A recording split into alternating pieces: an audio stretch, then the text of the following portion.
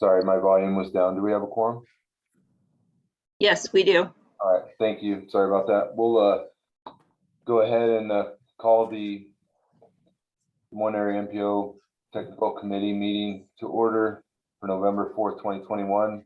Looking for approval of the agenda. Can I get a motion in a second? Motion to approve, Devin. Second by May. All right, it's been moved and seconded. Any further discussion? Anybody opposed to the motion? If not, we'll consider that motion approved. Next up is approval of the meeting minutes of the October 7th, 2021 meeting.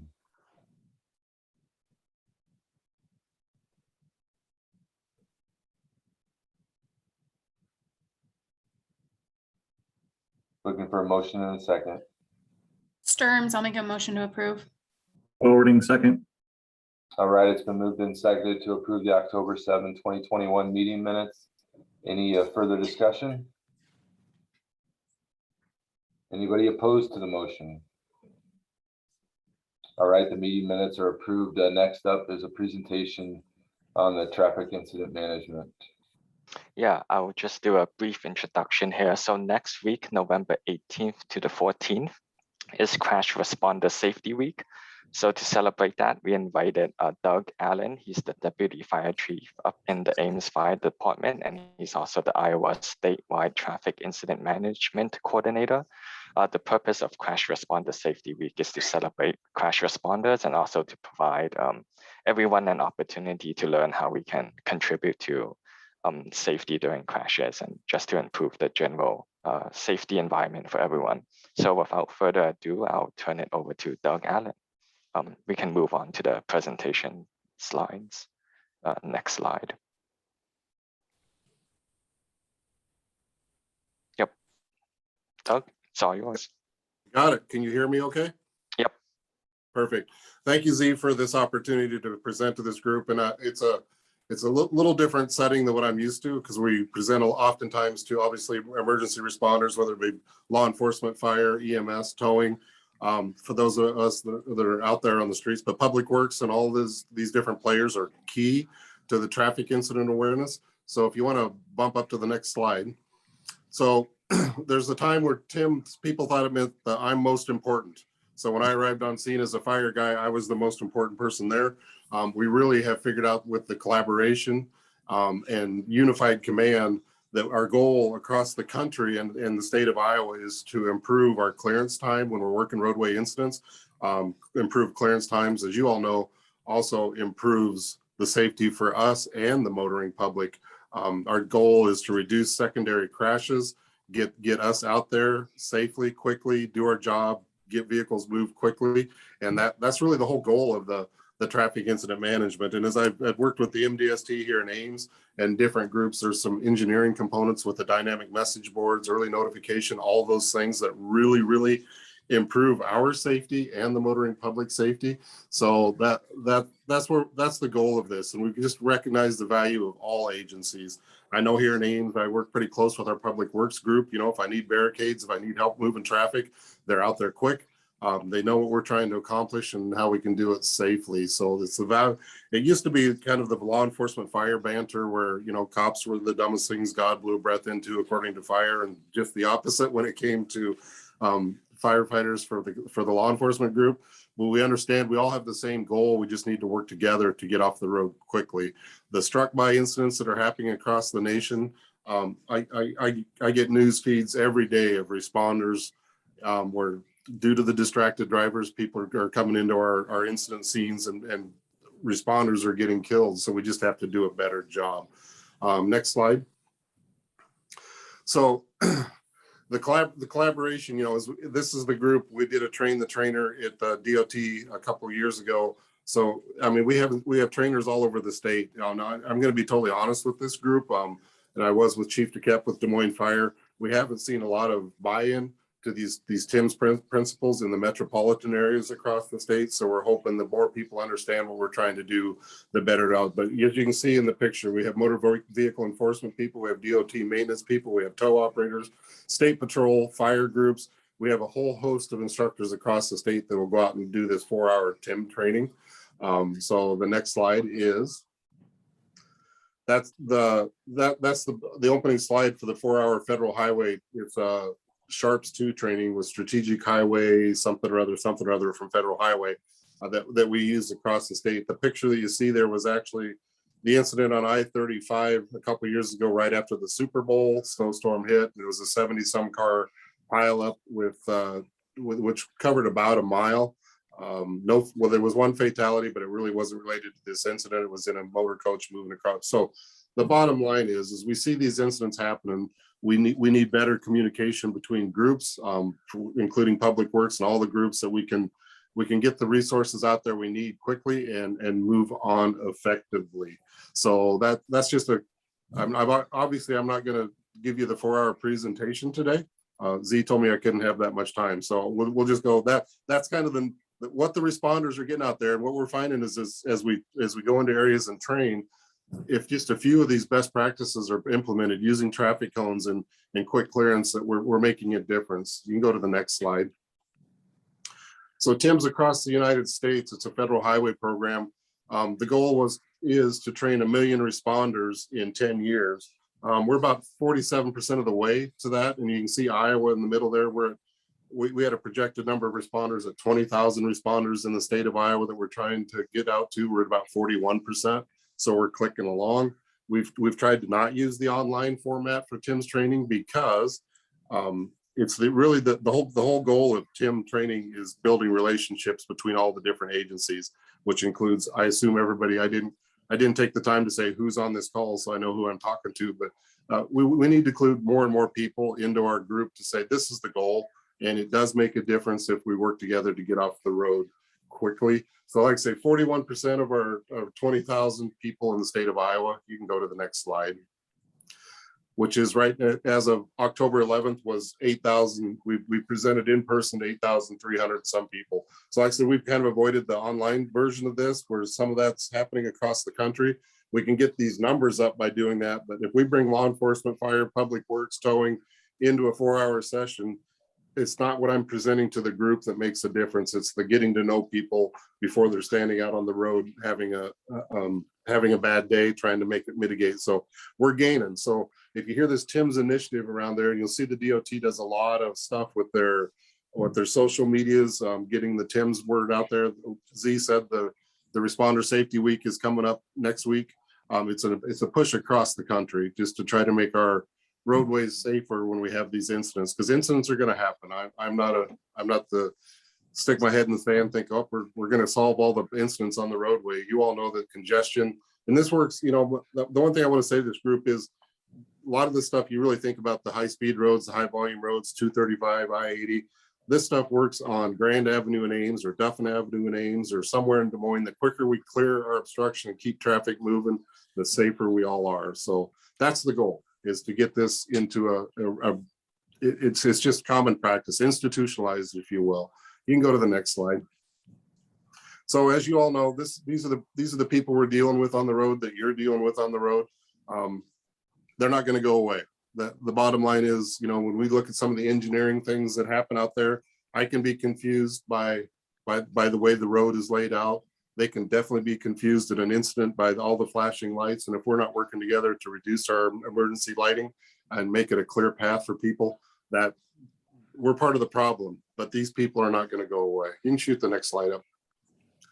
So we're obviously talking about traffic queues. The picture on the right was on Interstate 80. So this just happens. And you all know that once the traffic stops, it stacks up real quick. So our goal is to reduce those traffic queues, keep at least one lane open, even if it's a shoulder. But we need a lot of signage and extra equipment to make that happen. Next slide. So we've come up with some creative ways. This was Mark Miller of State Patrol. He found these magnetic signs. He keeps it rolled up in his trunk. He can put it on the back of his car. You know, we thought we carry emergency scene ahead signs on some of our rescue trucks here, but to get them deployed is a challenge. Plus the traffic queue is always changing. So the better off we are is to have something that's mobile. DOT has some that go in receiver hitches. We're just finding new ways to do early warning. So put your thoughts together on that. And if you have creative ways that we can better notify the people out there, we're willing to listen. So that's kind of the quick down and dirty on the traffic incident management. I just wanted to go to the next slide. here in Ames, the MDST, DOT's been doing a study for 5 or 6 years now on wrong way drivers on Highway 30 between Boone and Nevada. I'm here to tell you there's been 250 some incidents, and you can see that in the picture there. They happen during the daylight. It's for these uncontrolled intersections. And I know I read about them in the news in the Metropolitan area. So it's a concern, you know, that we used to think as long as we had the road blocked, we were safe, but there's wrong way drivers and it happens all the time, any time of day. They're not getting called into 911. So this, I just threw these, you can go to the next slide. I just threw these in there because it's just an awareness thing. Obviously we read about it, but it's something that I tell my family, if you're driving at night on an interstate or a 4-lane road, drive in the right lane, no matter what, because of all these incidents that we've seen, there haven't been any accidents of what happened to them because everybody thought they were in the correct lane, being a right lane on a 2-lane road. So that's just an awareness thing. I told Z I wanted to throw it in there, really not traffic incident management related, but kind of is. The next slide is my DPS email. If you have any reason to get a hold of me or you have questions, feel free to shoot me an email there. The last slide is the one I just put up there just to show people that I have a life other than the fire department and traffic incident management. So, so that Z, I hope that met your bill. I know I talk fast. I wanted to get through it fairly quick. I know you guys have a big agenda, but are there any questions or anything for me? That was great. Thanks, Doug. You're welcome. Anybody have any questions for Doug?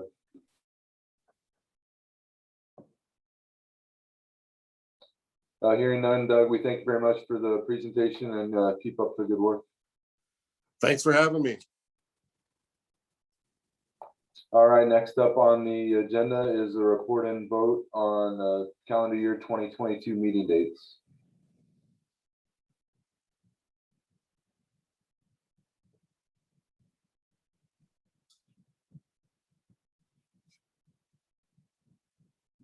Move to approve, Miller. Second, Sturms. All right, moved and seconded to approve the 2022 meeting dates. Any further discussion? Anyone opposed to the motion? All right, that motion carries. Next up is a report and vote on the DART safety performance targets for FY22. Yep, I'll be introducing this again. So next slide, please. So last month, we brought you a preview of the DOT safety targets. They updated for FY 2022, but they didn't change the safety plan. This month, we invited Pat Daly. He's the safety manager at DOT to give us more information about the safety targets before we vote to approve them and incorporate them into the MPO planning documents. Next slide. So Pat, if you're on, it's all yours.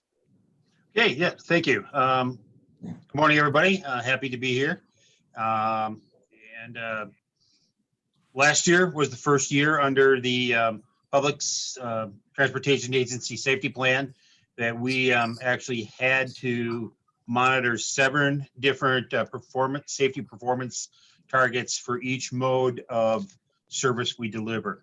Prior to that, we had these numbers. They just weren't broken out in this form. So next slide, please. So as you know, we are required to set and track our safety performance targets for specific categories. For FY21, and as an overall goal for the agency, we had a goal of 1 preventable accident per 100,000 miles of revenue service. We achieved that at 0.69 preventable accidents per 100,000 miles. And we met or exceeded every target that we had. This will be a process over the next couple of years of dialing in closer, but we are getting closer to that. So we took a look at last year's numbers. We presented to the commission, our DART commission in August, our recommendations for FY22 safety performance targets, and they were adopted. In most cases, our safety performance targets for FY22 were based on the actuals for the previous fiscal year, and most were adjusted lower while considering the uniqueness of the service year and some other factors there. So next slide, please. So this is where we ended up for the year. our fixed route and paratransit targets. No fatalities. We had just 2 injuries overall on fixed route. Just in case you didn't remember, an injury is counted as an individual needing to be transported immediately away from the scene for medical attention. And that translated to 0.1 injury per 100,000 miles. So we dialed the numbers down a little bit, again, trying to zero in on where our actual performance is going to be. We do think it'll take a few years for us to really know on that per 100,000 mile basis what that's going to be. Paratransit, we had no injuries during the service year. For total safety events, we had 10. We had a target of 15, so we met that. We brought that down a little bit. Paratransit had none. So we did bring that down a little bit also, as did on the safety events per 100,000 miles. Again, trying to dial that in. On our system reliability, the paratransit and fixed route prior to last year were lumped together. So breaking it out, we're trying to get an idea of per service where we sit with that. We met last year's goal of 8,500 miles between major road calls for fixed route. We were actually almost double that. So again, we dialed that down a little bit, or up, excuse me. And paratransit is kind of interesting. You see that we had a goal of 21,000 miles last year. We jumped that up to 400,000 miles for this year. We did have a bus that was mistakenly categorized as a major mechanical breakdown, and it came in just over 400,000 miles. So between road calls. So we put that as the goal for next year. And what a major road call is if a bus has a breakdown that prevents it from completing its service. Many times in the paratransit side, we can meet the bus en route somewhere, service isn't delayed. That's not always the case with the fixed route. That's why we see more on the fixed route buses than on the paratransit side. So any questions about our fixed route or paratransit service? Okay, next slide. Those are just dialed down numbers again for our ride share and our taxi. They're the individuals we put on taxi. So we had no events for either of those last year. And so again, those are just dialing down, trying to dial in the numbers. So that's really about it. Are there any questions overall on those?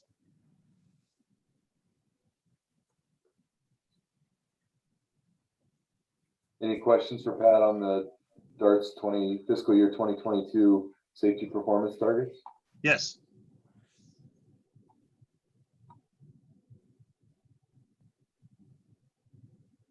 All right, hearing that, is there somebody that'd like to move approval of those targets? It's Luis, I'll move approval. Forgetzer second. All right, it's been moved and seconded. Any further discussion?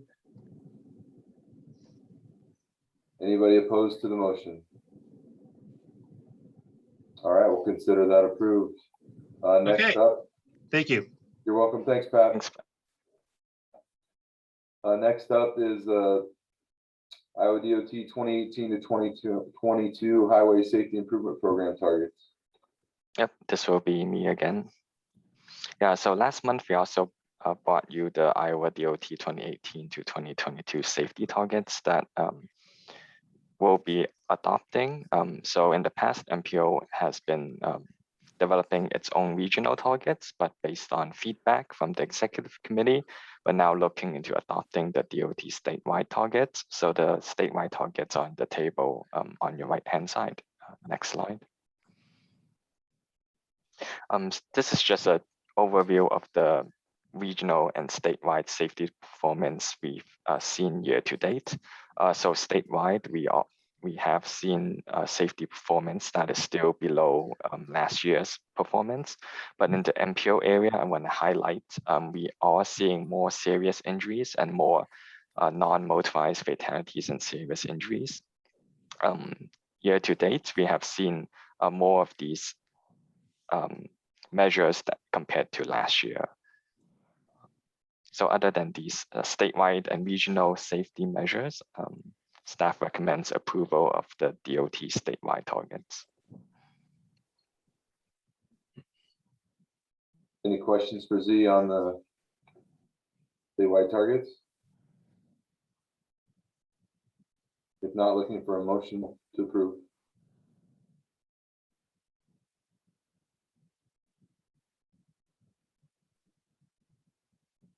Move to approve, Elliot.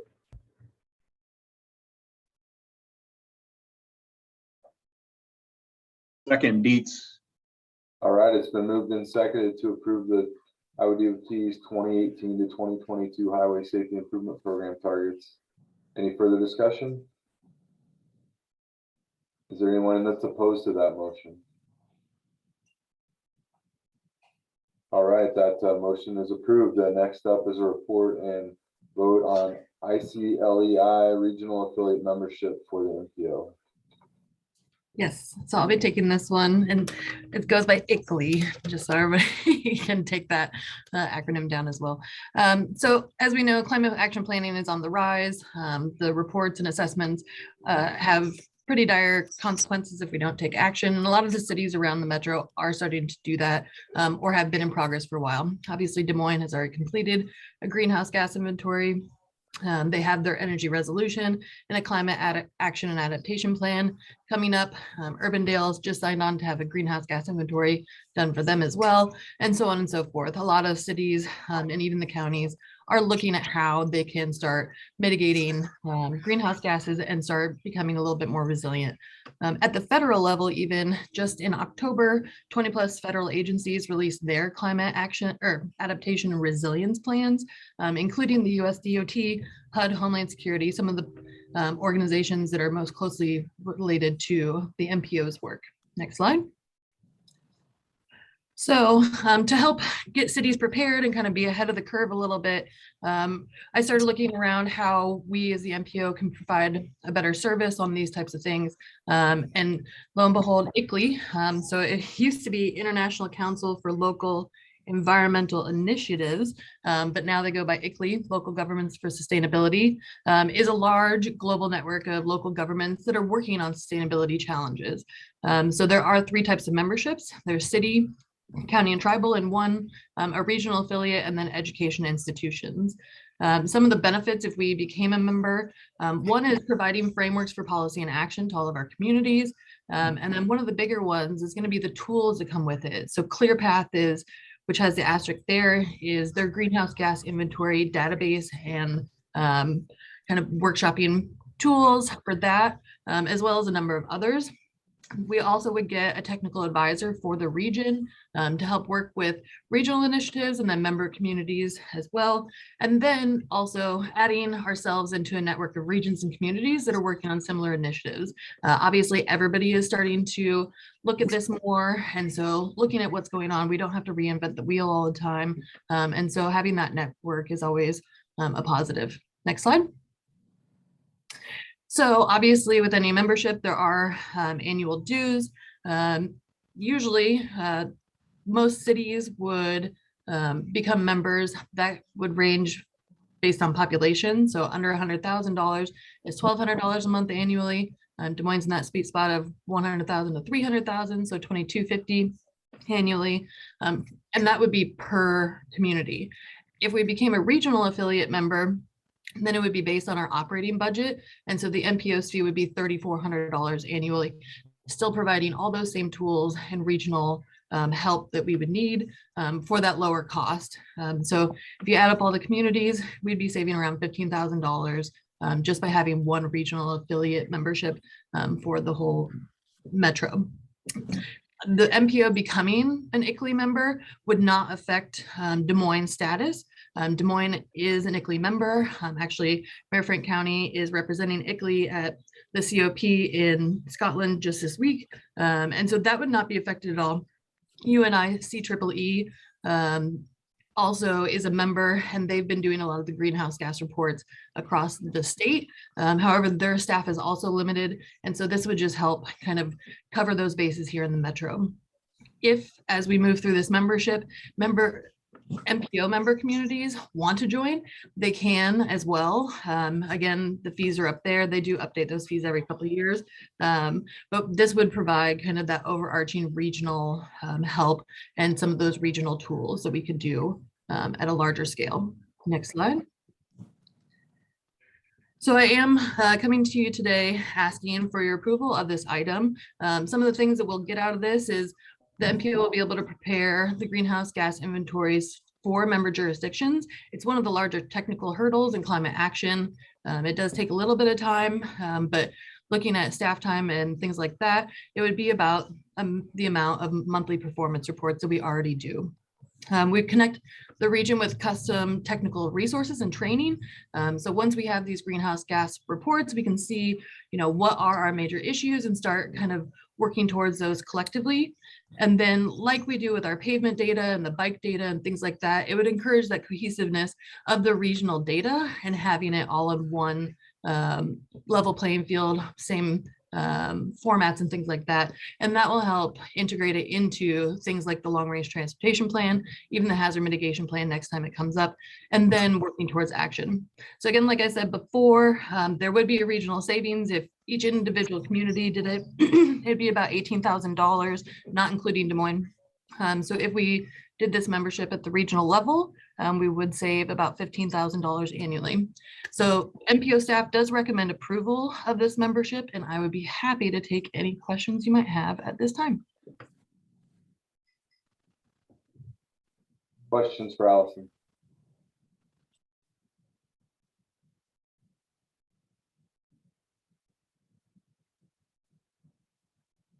All right, hearing none, is there a motion?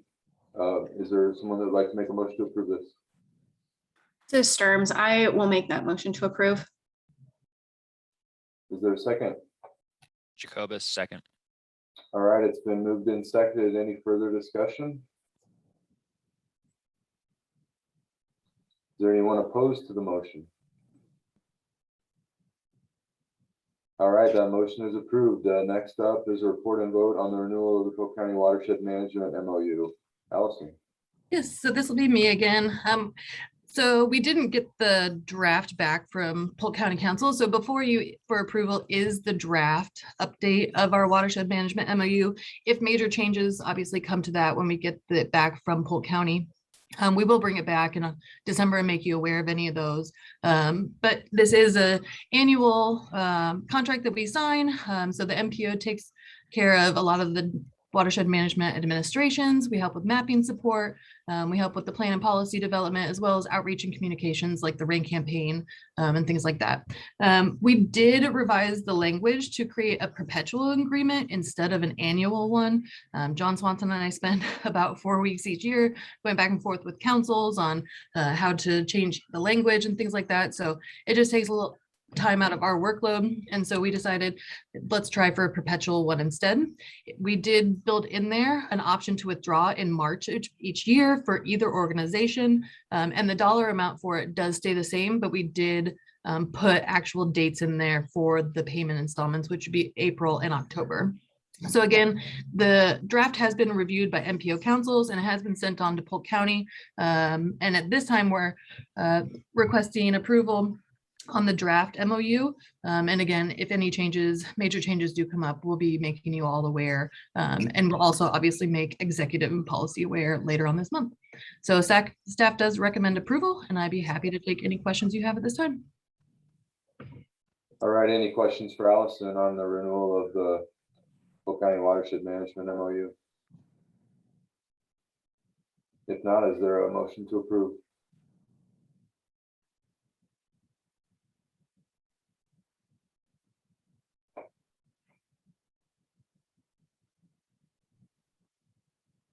Approval of deeds.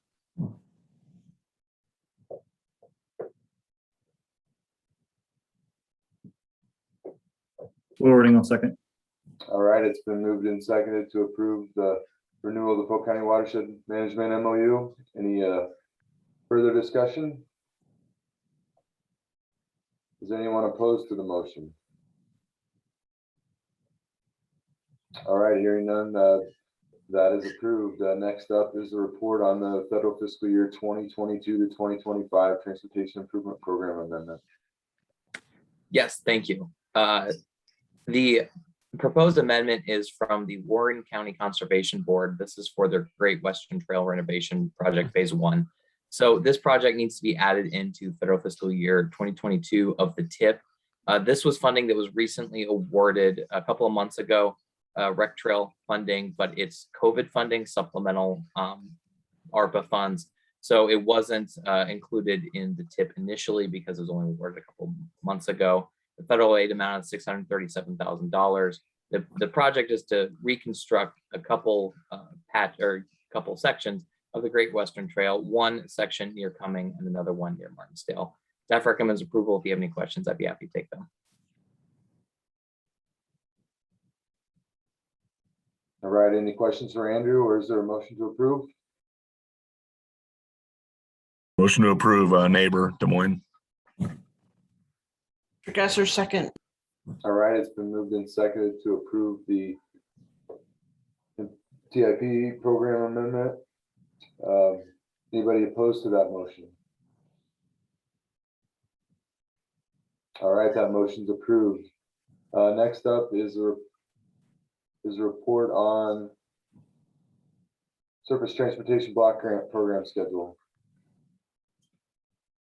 Yes, thank you. I just want to give you a quick update on the schedule for federal fiscal year 2026 STBG funds and TAP funds. We'll be posting the applications in early December. They should be on the website by December 3rd, and they'll be due back to the MPO on January 7th. We're still working on scheduling the presentation dates. We'll get those out to you as soon as we get those on the calendar. As I mentioned, it's STBG and TAP, so they'll both be following the same schedule. I believe that's the only slide I have, so if you have any questions, I'd be happy to take them at this time. Anybody have any questions for Zach on the STBG program schedule?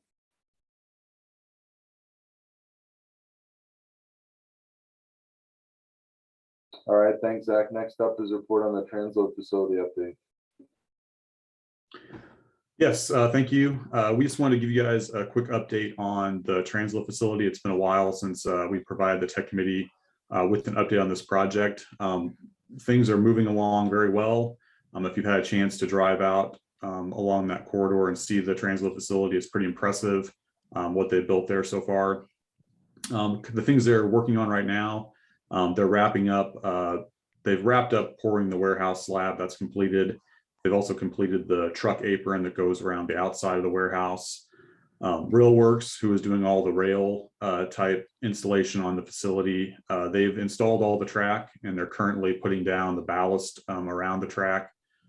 The office walls have all been completed and electrical is basically completed at this point. They just have a few more things to do on that. They have started working on hiring a few positions. They have hired an operations manager and they have a posting out for a business manager currently. Iowa Interstate Railroad has been working on assembling their switch on site there, and they're planning to install that kind of on the east side of the facility there next week. And then they're also finishing up grouting all the precast panels on the walls. And once they're done with that, they'll be able to turn the heat on and get the heat going so that the people working inside the building aren't having to work in the cold. Next slide, please. So just to share some pictures with you, if you haven't been by there, we thought it'd be good to show some images so you can see what it looks like currently. This is actually probably about a month or month and a half old now, but you can see they got all the ties stacked up there, getting ready to start putting the track in on the site. Next slide. So this shows you where they put in a new track and joined it in with the old track there. This is on the west side of the site. In the background there, you can kind of see the warehouse building, but we'll have a better image here in a minute of that. So this kind of pulls out just a little bit more so you can see all that track that they've put down there. I believe it's over 5,000 linear feet of track that they've installed, but you can see all the newer track that they put down on the site there. And it's just an image of the workers driving in the spikes and the rail. The guys that are Gabe Claypool, who's one of the guys working on this project, he likes to talk about this because he thinks it's pretty cool how they still drive the spikes in by hand. You know, we have all this machinery to do stuff, but these guys are still out there putting those spikes in with their hammers. He said it's pretty impressive to watch them do that. So this is a recent picture. I mentioned they had all the track in. Well, this is the ballast cars putting down all the ballast around the track. This image here shows them working on that truck apron that I mentioned. This is them laying the concrete for that. And I think we have I think the next image is a picture showing the finished truck apron. You can also see that they've got all the windows, or most of the windows, installed in the warehouse at this point. I think they're just probably about a week away from being able to completely close up the warehouse at night, which will be good for them for security purposes. This image kind of pulls out a little bit. You can see the full warehouse there in the background. They've done a lot of stormwater work on the site. You can see that here in the foreground of the picture with this large detention basin. Here's an image inside the warehouse. They used a really kind of a unique concrete technology to do the warehouse floor. It allows them to, rather than have to pour a 8-inch slab like they're normally required to, they could pour a 4-inch slab, and it's got, I believe, steel fibers within it, and they don't have to do any joints or anything. So it creates a really nice, smooth warehouse floor for them to operate on. So we've been doing not monthly reimbursements, but reimbursements as requested. So far, we've submitted 4 reimbursement requests to the FRA. The last one we submitted was for a little over $1.4 million. To date, we have requested a total of a little over $7 million, and we have a little over $4 million remaining in federal funds to reimburse for. We're expecting that our 5th reimbursement request will come into us sometime late next week, we believe, and then we'll submit that on to the FRA for them to get that processed. And just a quick overview of kind of the schedule moving forward. As I mentioned, the rail work is basically completed. They're just finishing up the ballast work on there. I think they've got 120 ballast cars they have to bring in. I believe right now they're working on cars 20 through 41. So they still have a little bit of work to do on the ballast, but once that's done, the rail will be operational. So they're expecting that to be completed by the end of November. They're anticipating that the warehouse will be operational in February of 2022. And then project completion and closeout will occur in March. They will have to wait until the spring to get their formal certificate of occupancy. This is basically due to the fact that according to City of Des Moines rules, they have to have their landscaping completed. They're not going to be able to do that here with winter coming. So it'll be spring before they get that formal certificate. And I believe that's all I have. If you have any questions about the project, I'd be happy to take them at this time. Any questions for Zach? Thanks for that update. It's appreciated. You're welcome. All right, moving on. The next up is a report on the Mobilizing Tomorrow Performance Measure dashboard. All right, thanks, Brett. I'll introduce this real quick and then turn it over to Z. As you recall, we approved our last long-range plan update back in November of 2019. So we are at our 2-year anniversary of adopting that plan. In the past, you'll recall that we typically have done kind of these static reports to update member governments on kind of our progress towards meeting the goals and performance measures in the plan. We are moving away from that, and we're doing something a little bit different here moving forward. Z has created some really cool dashboards that allow member governments to access the data online. We can update it whenever we get new information, and that way it's just a continuous update to the performance measures on this dashboard. So I'll turn it over to Z and let him walk through the dashboard that he's developed. Yeah, thanks. Next slide, please. Yeah, so online on the MPO website, we have created separate web pages for each of the Mobilizing Tomorrow performance measures. So I just took the system and freight reliability measure as an example. So when you click on one of the performance measure links, you'll be brought up to something like the screen, where to the left, there's a sliding panel that contains some background information related to the performance measure, as well as the MPO targets and goals that we have. And that's collapsible. So when you collapse that, behind you'll see various performance metrics. So we include both our 5-year and 2050 targets. That'll be somewhere along the page for this particular performance measure. They're on the top row, and you could click through to switch between the 5-year and 2050 targets, as well as go through each of those year by year. And then somewhere else on the screen, in this case, it's on the bottom, we include historic performance as well. So in this case, for freight and system reliability, we see a chart of reliability on those two systems, as well as performance lines to indicate where our targets are. So, yeah, that's it for the performance measure dashboards. We're still building them and updating them with the latest data that we receive. So if you have a moment, we suggest you check them out. And if you have any feedback on them, feel free to let us know as well. All right, thanks, Z. Any questions on that? Oh, sorry. Yeah, if you would like to access the dashboards, they're available under the resources tab, and then you click that, and then you click performance measures. All right, thanks. Any questions for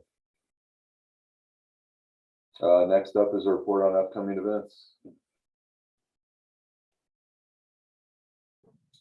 Good morning, everyone. I have a handful of events to make you aware of, starting with an EV Ready Communities webinar that our staff has been a part of organizing. Coming up here on November 10th, we'll be sending links out for all the events afterwards, as well as other pertinent links from today's meeting. Also, a mitigation and recovery from natural disasters workshop coming up on Saturday the 13th. And the featured speaker is James Schwab, who helped establish the whole subfield of hazards planning, was recognized for it as such. Also of note, Iowa's Living Roadways Celebrations, the 25-year program supporting communities wanting to improve their corner of the world. And the keynote speakers will be James and Deborah Fallows, authors of Our Towns. We'll also note that there's a local advocacy summit coming up in early December. This is offered through AARP. And that's it from me on events, unless there are any questions. All right, any questions for Gunnar on upcoming events? If not, any other non-action items of interest to the committee? I'll note one, there is a grant program available on small city work zone sign packages. Several cities in the metro have won these in the past. Basically, they give you a package of signs to help manage work zones. So we'll send that link out as well as part of our post meeting now. All right, thanks for that, Gunnar. Anything else? Any other non-action items of interest to the committee? All right, hearing none, our next meeting date is December 2nd, 2021. Thanks, everyone. We're adjourned.